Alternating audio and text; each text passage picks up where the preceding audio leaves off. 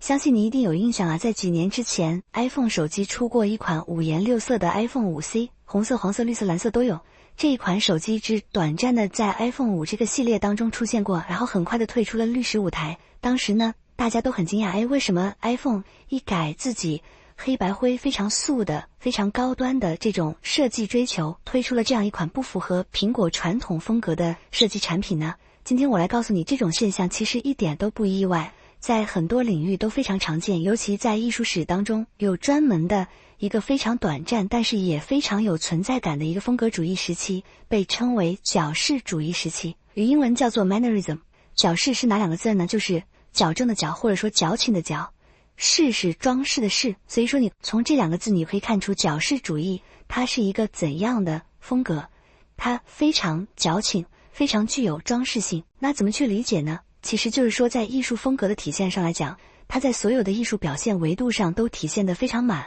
很过、很夸张，甚至夸张到了不尊重真实。这个就是矫饰主义的精髓。那为什么我们说文艺复兴以正确、以科学、以精确为审美核心的这样的如此辉煌的一段时间，会过渡到这样一种看似好像很违背文艺复兴风格的阶段呢？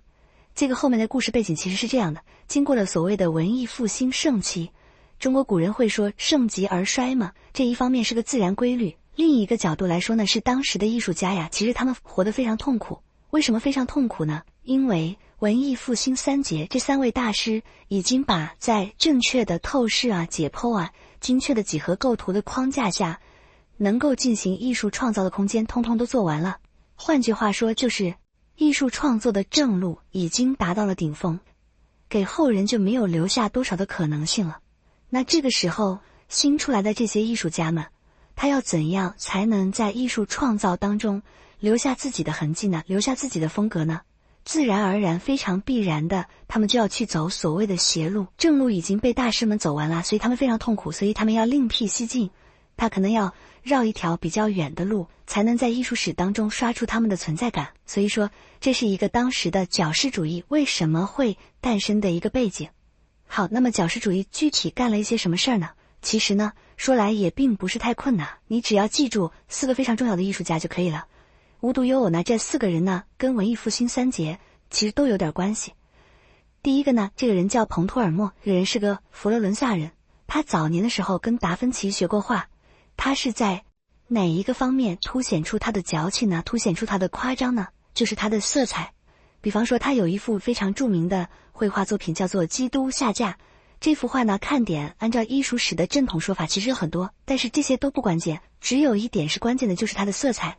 当然了，这幅画你要仔细看的话，包括什么耶稣的身体也过长啊，底下圣徒的腿过短啊，这些都不是主要的，最主要的就是你要注意到，这个彭托尔默他的用色是非常有他的特点的，就是他敢于去用那种特别亮而且很粉嫩的颜色，这种颜色使用出来完全没有任何传统南方文艺复兴绘画那种凝重的感觉。你可以来对比一下他老师达芬奇的绘画，达芬奇的绘画都是颜色很深，浓浓的一坨，然后背景也非常黑，文艺复兴常见的一个配色。彭托尔默的配色呢，不仅这一幅画，它包括在他的所有的画作当中，你都能够几乎一眼认出来这是彭托尔默的画作。它除了这个颜色非常的鲜亮，非常的粉嫩以外呢，你会发现它的颜色透着一种强烈的水彩颜料的感觉。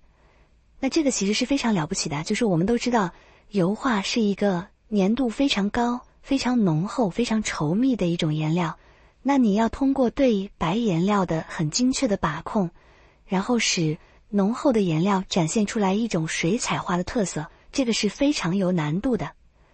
那这个就是属于彭托尔默的独特的表达方式，虽然在整体来说他的画家的地位跟三杰比起来还是差一大截的，但是呢，个人来说我觉得我还是非常喜欢他绘画的这种风格，虽然他跟当时的整体的佛罗伦萨文艺复兴的这个绘画风格有一些差别。这个就是彭托尔默他是在色彩上的一种夸张的创新，它是一种超脱于现实之外的一种想象，对颜色进行了一定的程度的夸张。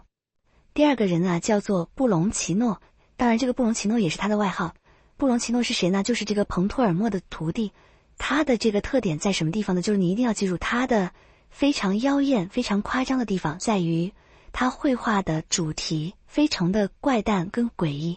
比方说他有一幅最著名的绘画叫做《维纳斯的胜利》，你看到这幅图呢，我甚至不用告诉你这幅画具体画的是什么，你也能感受到这种怪诞跟扭曲。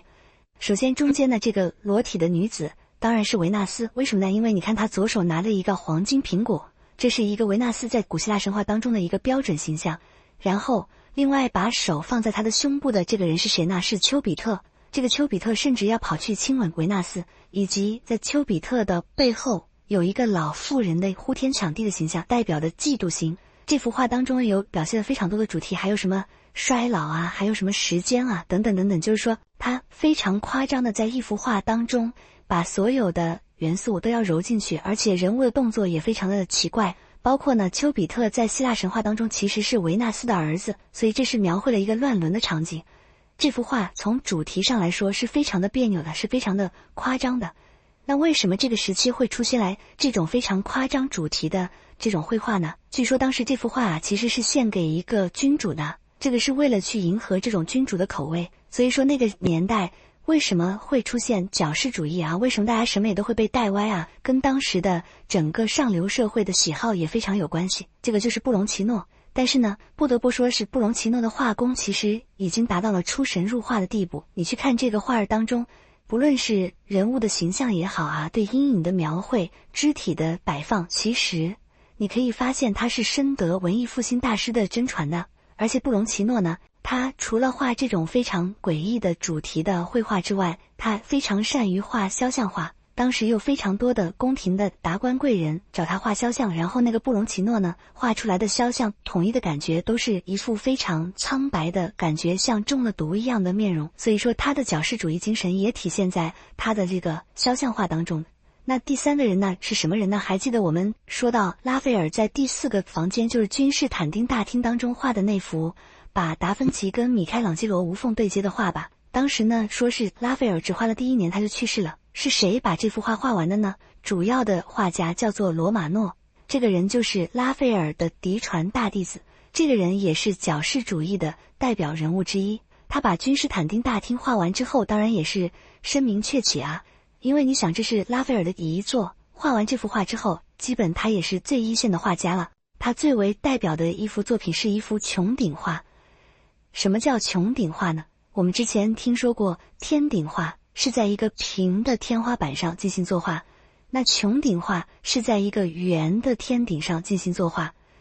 还记得我们曾经说过意大利文艺复兴小3杰当中的一个曼泰尼亚吧？这个曼泰尼亚呢，他非常善于画从下往上看的这种景色。那这个罗马诺呢，就在他极端角度的基础上又进了一步，就是他是对穹顶进行了一个很好的利用。我们之前说画天顶啊，天花板是平的，哪怕你要在平的天花板上做出一个景深，你只能靠消失点，靠透视做出一个视觉的错觉。但是这个穹顶它是自带景深的，本来就是一个凹陷的一个半球形，所以说罗马诺可以在凹陷的半球形当中做出更多的变化。他画了这幅巨人的陨落，讲的就是宙斯天神是怎么夺权篡位变成天庭之主的。这幅画他不仅画在顶上，他是从天顶开始画，一直画到房间的墙根，这是一个非常夸张的画法，他就差地板没画，其他全画了。圆顶的顶上画的最上层是众神，然后越往下层级越低，最下一层就是被他们打败的所谓的巨人。所以这个罗马诺呀，他独创的夸张形式就是他创造了最早的360度环幕观画效果，这个是属于他非常独创的一面，当然这是一个非常夸张的表现形式。那么第4个人呢也是非常值得一提的，这个人呢来自帕尔马，这个人呢叫帕尔米贾尼诺，他被人称为小拉斐尔，因为他也是在罗马发展，然后呢由于他长得也非常小鲜弱，长得就跟拉斐尔很像，再加上他也是非常年轻的时候画技就非常的超群，所以当时的人们对他寄予厚望，认为他应该就是拉斐尔的继承人。但是他这个运气非常不好，碰到一件事，碰到啥呢？叫做罗马浩劫，就是1527年啊，被神圣罗马帝国的军队，就是德国人的军队洗劫了一番，所有的艺术家都离开了罗马，他没办法，只好回原籍。所以说非常可惜，这个人他的这个特别夸张的方式是在什么呢？是在于人物的四肢的形状，就是在他的画当中啊，他为了要有自己独特的表达，所以他会把人物的所有的肢体都拉得非常长，长到一种非常不自然的地步。比方说他有一幅画叫做长颈圣母，当然他自己并没有管这幅画叫做长脖子圣母啊，是后人为了区别他的画，所以叫做长颈圣母。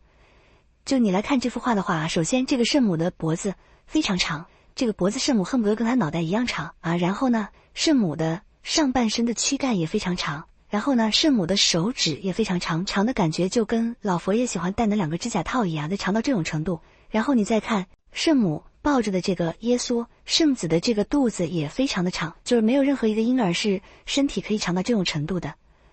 所以说呢，这个就是小拉斐尔·帕尔米贾尼诺的属于他的比较夸张的一部分。这4个画家呢，分别从颜色、形状、主题以及观察视角这4个非常具有代表性的角度来诠释了什么叫做焦视主义。好，那么看了这几位矫饰主义的艺术家呀，我们可以这么看待这个问题。虽然说他们的这段时期非常短，而且艺术价值似乎也不是特别高，但是这其实是一个非常好的现象。这说明什么呀？说明当时的艺术家对艺术的追求已经不只乎于提升技术了。本来说拉斐尔已经把绘画这件事推上顶峰了，那后人为了出名，为了画好，那不追赶拉斐尔就行了吗？你就画得跟他一样好不就完了吗？对吧？为什么还要去搞这些乱七八糟的古里八怪的这种新东西呢？这恰恰说明当时这几个艺术家对艺术的理解已经不再是纯粹的技术的提升了，而是要追求一种全新的属于他们自己的表达方式，才是艺术的本质。从另外一个方面来说啊，这样的现象其实在任何时代啊都是会经常出现的。所以说当你在生活当中啊，如果看到任何一个领域有一些非常奇形怪状的设计出来啊，那你可能马上就可以判断，也就是说这个领域应该已经诞生过一个巨无霸、一个顶峰级的产品了，所以才会诞生出来这些奇形怪状的产品。那么到今天的文艺复兴3节咱们就都讲完了。好。